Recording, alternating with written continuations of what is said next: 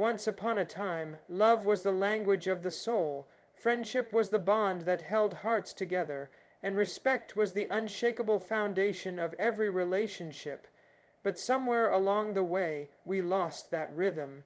Now, love is questioned, friendship is often shallow, and respect has become something people demand but rarely give. What used to be natural is now treated like a rare treasure. People scroll more than they speak, text more than they touch, and judge more than they understand. We've replaced genuine connection with convenience, loyalty with likes, and truth with trends. We chase moments of attention instead of building moments of meaning. We've forgotten how powerful a kind word can be, how healing a hug feels, and how life-changing it is to be truly seen by someone. Love isn't supposed to be a battlefield of ego. Friendship isn't meant to be seasonal, and respect isn't a privilege. It's a basic human right. But today, people treat others as options, not priorities. They choose pride over peace, silence over honesty, and status over sincerity. In this world, the purest things have become dreams, things we speak about with nostalgia, as if they don't belong in our time. But they do. They must. We must remember. We must choose again. Choose to love without condition. Choose to be a friend without reason. Choose to respect without expectation. Because even if the world forgets, let us be the ones who remember.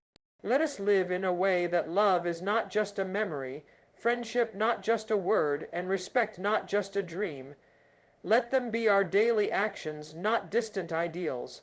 The world needs more hearts that care, hands that hold, and souls that understand. Let that begin with us. Love, in its truest form, was once a quiet and constant presence. Something you felt, something you gave without needing to ask for anything in return. It wasn't loud, boastful, or measured by grand displays. It lived in the silent support, the patient understanding, the small acts of care that often went unnoticed. Today, that kind of love feels like a fading memory. The purity of love is being swallowed by the modern obsession with validation. We've started to measure love by likes, by attention spans, by how quickly someone replies to a message rather than how deeply they listen when we speak. It's become about appearance over essence, performance over presence.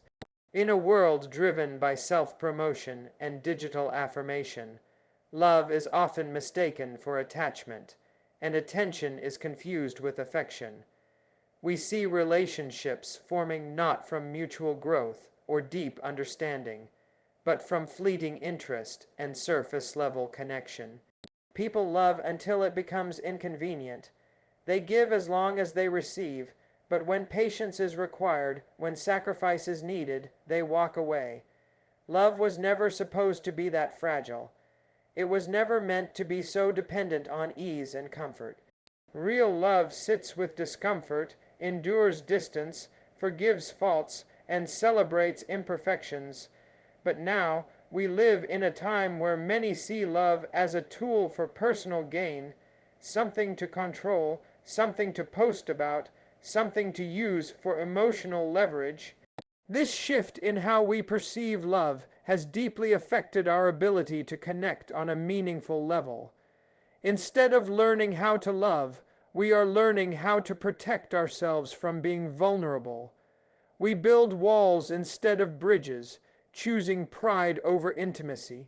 We become afraid to love freely because we've seen what conditional love does, how it hurts, manipulates, and leaves people feeling empty even when they're surrounded by others. The tragedy is not just in the loss of love, but in the way we've learned to fear it, question it, and treat it with suspicion. Yet, love at its core hasn't changed. It still holds the power to heal, to unite, and to inspire transformation. It still lives in the smallest acts, when someone checks in on you without a reason, when someone waits without rushing, when someone chooses to understand rather than judge. These moments remind us that the pure love we think is lost still exists, but we must be brave enough to practice it. We must unlearn the noise and return to the quiet truths of the heart. The world may try to redefine love, twist it into something transactional, but we have a choice. We can choose to love without expecting, to give without keeping score, to care without seeking credit, because when love is pure, it doesn't need to prove itself. It just is. And in a world where love seems to have become just a dream, it's our responsibility to bring it back to life through how we live, how we forgive, and how we hold space for others. Friendship, once considered one of the most sacred and dependable human connections, has become increasingly shallow in today's world. What used to be a lifelong bond, nurtured by time, trust, and loyalty, is now often reduced to a name on a contact list or a follower on social media. Friendships today are measured by how frequently someone interacts online, not how deeply they understand us or how consistently they stand by us in real life. This shift has led to a generation of people surrounded by friends, yet feeling profoundly alone. True friendship isn't about convenience, it's about commitment. It's about being there, not just when everything is good, but especially when everything is falling apart. In the past, friendships were built slowly. They grew from shared experiences, from long conversations, from standing by each other in silence when words failed. A friend wasn't someone you spoke to every day, but someone you could count on no matter how many days passed. Today, however, people move on quickly. Friendships are abandoned for misunderstandings that could have been solved by a single honest conversation. Loyalty is fading, and in its place is a growing culture of replaceability. If someone doesn't meet an expectation instantly, they are unfollowed, blocked, or ignored. Forgiveness, patience, and second chances have become rare. What's more troubling is that many people now treat friendships like transactions, based on usefulness, popularity, or mutual benefit. You are valued as long as you provide something, whether it's time, help, validation, or entertainment. But the moment you're no longer beneficial, you're forgotten. This has turned friendship into a performance where people feel pressured to show only their best sides, to be always agreeable, and to avoid vulnerability out of fear of being judged or left behind. The consequence of this is emotional isolation. People hesitate to open up, to show their struggles, to ask for support, because they fear being seen as a burden. But real friendship was never about being perfect. It was about being real. It's about creating a space where someone can be completely themselves, broken, flawed, confused, and still feel seen, heard, and accepted. That kind of friendship brings peace. It gives strength. It reminds us that we are not alone in this chaotic world. We must remember that friendship is not something to use. It's something to honor. It requires effort, presence, and sometimes even sacrifice. It's about showing up when it's inconvenient, listening when it's hard, and loving someone not just for who they are in their good moments, but also for who they are when they're struggling. If we want to restore the kind of friendship that once made people feel safe and loved, we have to stop chasing surface-level connections and start choosing people with depth. We have to be the kind of friend we wish to have, loyal, understanding, and real. Only then can we turn friendship from a fading memory into a living truth once again. Respect, once the cornerstone of all human interaction, has been quietly eroding in the background of our modern lives.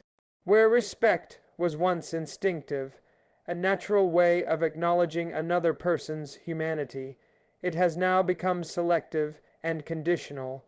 It is often extended only to those with power, status, or something to offer in return. And yet, true respect has nothing to do with hierarchy or reward. It is about recognizing the inherent worth in every individual, regardless of who they are or what they have. The tragedy of our time is that many demand respect while offering very little in return, creating a culture where mutual understanding has been replaced by ego, entitlement, and silence. We see it everywhere, disrespect in relationships, in families, in workplaces, and even among strangers. People interrupt more and listen less. They dismiss opinions that don't align with their own and judge before seeking to understand. Basic courtesy, once taught in every home and school, now seems optional. We speak over each other rather than with each other, and as a result, we are growing further apart, more isolated, and increasingly defensive. Disrespect doesn't just create distance, it breeds resentment, mistrust, and emotional disconnection. This crisis of respect is not limited to how we treat others. It reflects how we view ourselves. When people feel disrespected repeatedly, they begin to question their own value, they shrink, they silence themselves. They learn to expect less from others and give less of themselves in return, and from there the cycle continues, because hurt people, when not healed, often hurt others. What we are missing is not knowledge or intelligence, but empathy. We've stopped pausing to consider how our words, tone, or attitude might impact someone else. We've forgotten that every person we meet is fighting a battle we may never see.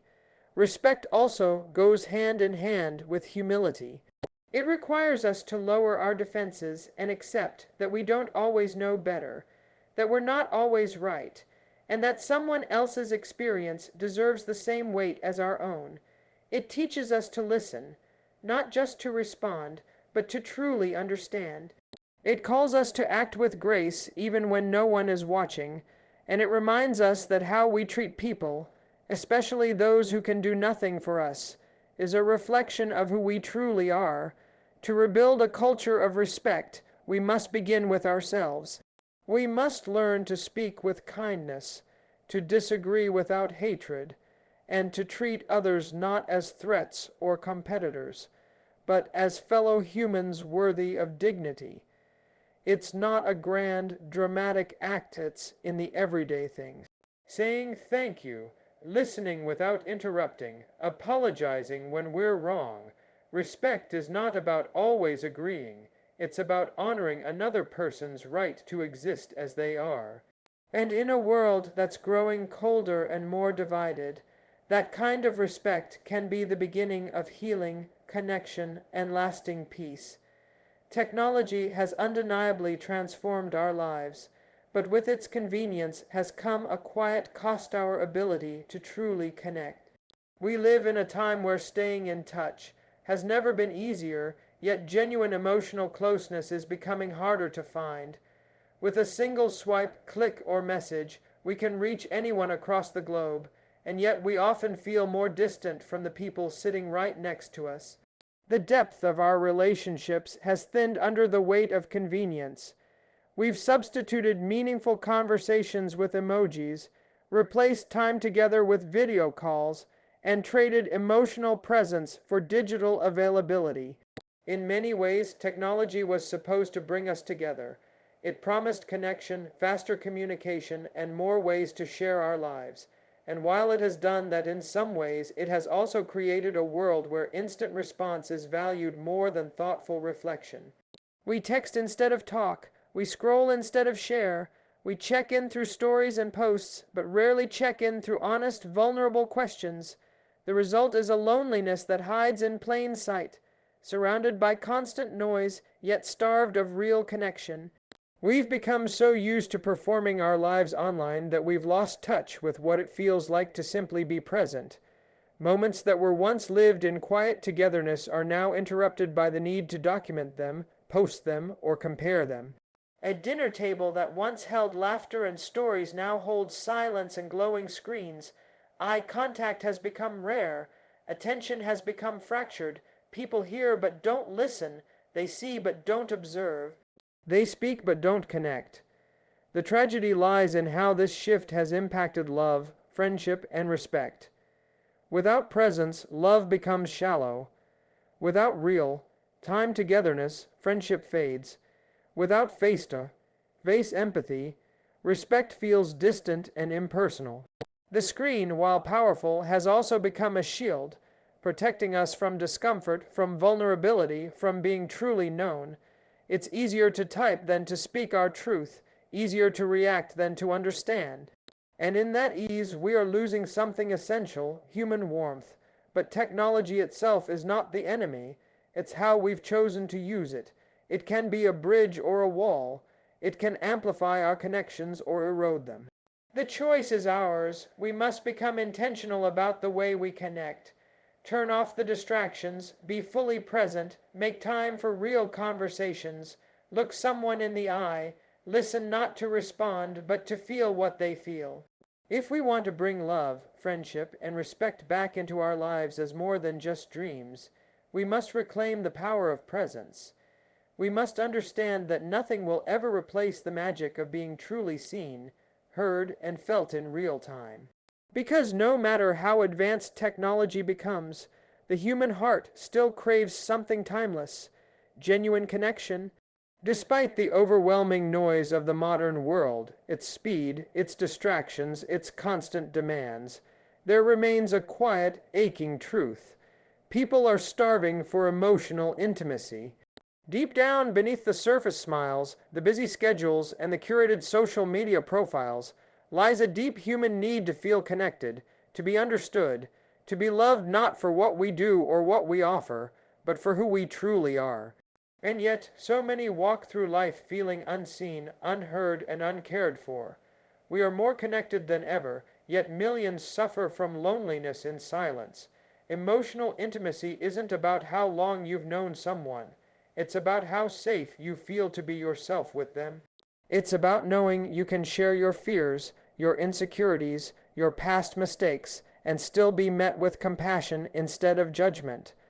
But the world we live in doesn't encourage that kind of vulnerability. We're taught to be strong, to keep smiling, to never let our guard down. And so we build emotional walls, we put on masks, and we pretend we're okay, even when we're breaking inside. This fear of being too much, too emotional, or too real pushes people away from the very thing they need most, connection. Because of this, love becomes rare, friendship becomes fragile, and respect becomes hollow. People begin to expect disappointment, so they stop investing in others. They settle for surface-level interactions, fearing that going deeper will only lead to pain. We scroll through highlight reels of other people's lives, while silently wondering why we feel so empty inside. What we don't see is that behind most smiles is a silent struggle, behind many jokes is hidden pain, and behind most people's eyes is a longing to be truly known and still fully accepted. This longing for intimacy is not weakness. It is not something to be ashamed of. It is the most natural and powerful part of being human. We were never meant to go through life disconnected. We were never meant to carry our burdens alone. When someone looks at you and truly sees you, not just the outer image, but the person underneath, it brings healing. When someone listens without trying to fix you, without judging you, just holding space for your truth, it brings peace. That is emotional intimacy, and it is one of the greatest gifts we can offer one another. To bring back love, friendship, and respect in their purest form, we must first be willing to feel deeply and allow others to do the same. We must create spaces within ourselves and our relationships where truth is welcome and pain isn't shamed, where silence is safe and emotions are honored. In a world that rushes, we must slow down. In a world that performs, we must be real. Because at the end of the day, what people remember most is not how perfect we were, but how deeply we made them feel. Let us be the reason someone believes emotional intimacy still exists. Let us remind the world that the heart still matters. The fading presence of love, friendship, and respect in our world is not just a result of changing times. It is the result of choices, daily choices. And if these values are becoming distant dreams, then it is our responsibility to bring them back to life through how we live, how we speak, and how we treat others. The truth is, we are all capable of contributing to the healing of a broken, disconnected world. We don't need perfection, wealth, or influence to make a difference. All we need is the willingness to act with heart. It begins with the little things, choosing to listen when it's easier to speak, reaching out when it's more comfortable to withdraw, showing kindness when the world says to compete, offering forgiveness when bitterness feels justified. These moments may seem small, but they carry the power to restore what we've lost. They ripple outward, inspiring others to do the same. And slowly the world changes, not because of one grand act, but because of many small ones done with intention. We must understand that love isn't something we find, it's something we give. Friendship isn't something we keep, it's something we nurture. Respect isn't something we demand, it's something we show. These are not passive dreams waiting to be rediscovered. They are living truths that must be practiced every day. They begin in the way we show up for one another, not only when it's easy, but especially when it's hard. Each of us has the power to be a reminder that love still exists in a gentle voice or a helping hand, that friendship still lives in loyalty and laughter shared during dark times, that respect still matters in how we speak to those who disagree with us. We are the reflection of the world we want to see, and if the world is missing something beautiful, perhaps it's because too many of us are waiting for others to lead. So let this be our moment to lead, not with force or pride, but with humility and care. Let us live in a way that proves love is not a myth, that true friendship is not lost, and that respect is not outdated. Let us be the proof that these values can rise again stronger, wiser, and more powerful than ever. And as we close this reflection, remember this. Even if love, friendship, and respect have become just a dream in the eyes of many, it only takes one heart to believe again, one person to act with purpose, one life to light the way for others. Let that one be you. Let it start now.